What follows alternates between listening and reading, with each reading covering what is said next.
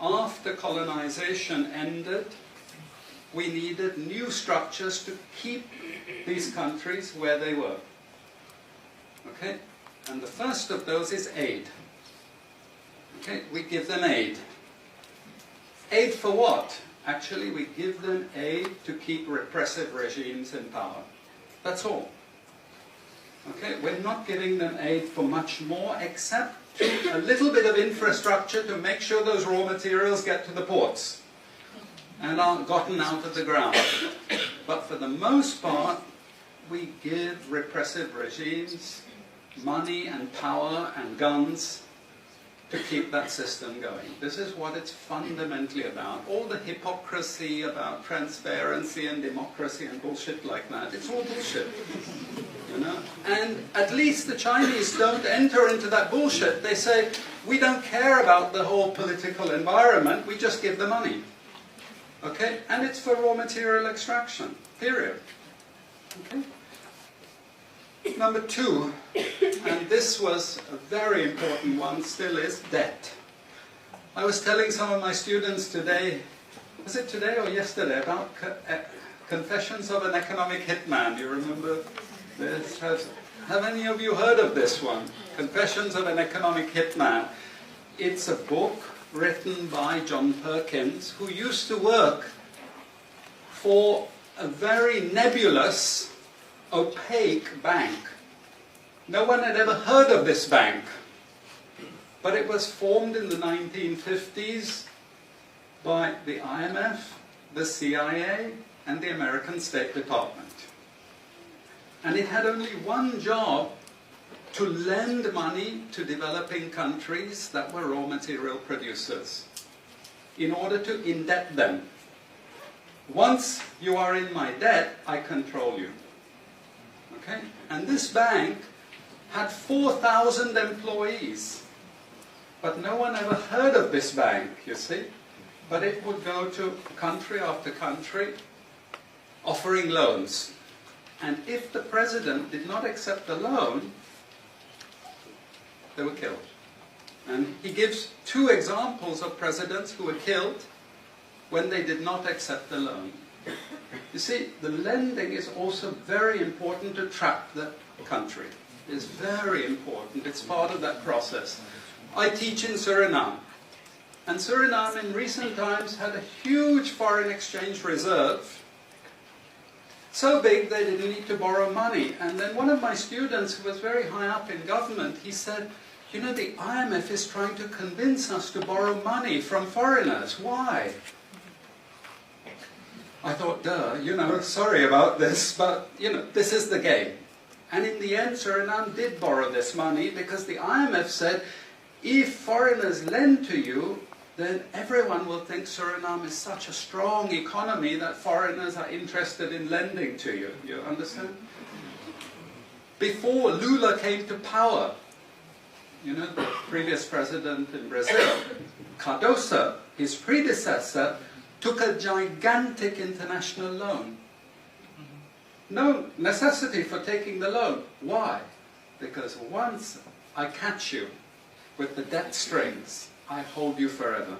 You are my prisoner. Okay, so debt has been this huge spider's web which has trapped sub-Saharan Africa and keeps them held there. Aid, debt. We have a third structure which is again not known by many people, but it's something that was put in place and continues to this very day, with no one discussing it. No one says anything about it. It is monopoly buying structures.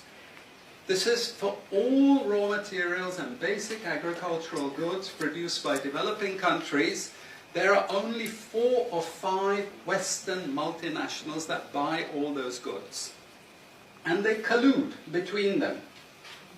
So if you take any major product, these Western multinationals, they collude between them.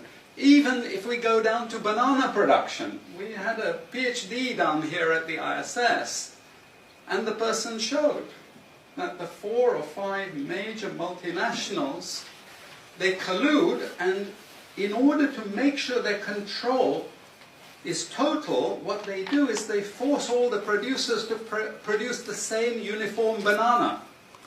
You know, the crap you buy in the West and has no taste at all. You go to any developing country, you know how a banana tastes, don't you? There's so many of them, lots of varieties, but we only market 1 or 2 types, so we have control, you see. If you don't produce at the price I want you to produce, I go to the next country. You see, we get control. So these buyers, they impose that control, and they keep pushing the prices down and down and down. Okay, this is the game. No one says anything about it. There are no commissions of inquiry to say, this is illegal, what you're doing. The WTO has nothing to say about this. But sorry to say, you know, if banana prices rose 10 times, especially for people like me who love bananas, okay, I protest. I like my living standards. Okay, it's the same with all the other raw materials, you see. We're all benefiting, we're complicit. We're actually complicit in this because we will protest and shout out if the situation ever changed. Okay, now we come to those international institutions. And I must tell you this from the outset. Don't think of them as wicked. IMF, World Bank, WTO. We always think evil creatures. Horrible. It's not. It's just economics. It's economic warfare. The rich declare war on the poor. It happens everywhere. It happens in a country. The rich control the government. Of course they do. You really believe you have democracy? Come on. You know, I mean, grow up. This is not about people living in democratic systems. What we have is the rich control. The rich set up these institutions explicitly to control the poor countries. And they don't give them much room for maneuver.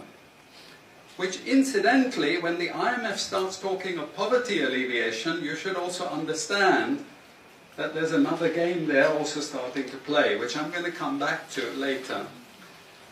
But what do these institutions do? What does the IMF do? What is structural adjustment about? It's about making sure countries keep producing what we want them to produce. We make sure they have recurrent balance of payments problems. You notice these countries never get out of balance of payments problems. You notice that?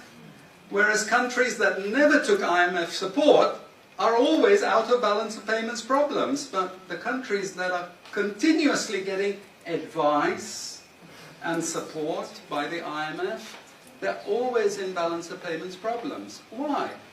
Because that's the way we keep our stranglehold on them. And that's what we have done. We have done, the IMF and the World Bank. And they've also done something very, very important. And that is they have destroyed the self-sufficiency of these countries. Colonization started it. Okay? One of the most important things is we destroy food self-sufficiency. Okay? And the World Bank continued it. They forced most countries to eliminate all food subsidies and food support. Okay? Because once you don't produce your own food, I increase my control over you. How do we know this? Well, very funny thing happened some years ago. Not so funny, actually. It involved starvation of a large number of people in Malawi. Okay? Many of you could remember this because it was really tragic. But the Malawian finance minister, who was under terrible threat at the time, suddenly broke ranks and he said, well, you know why we had this famine? Because one of the conditions of the loan given by the World Bank was we destroyed all our grain surplus stocks. Why? Because remember, we want you dependent. 1970s, the US Senate, the US Congress said, we will not allow Latin America to produce their own food. We will start a strategy involving the IMF and the World Bank to destroy food self-sufficiency of Latin America. Then they will indeed be our true backyard.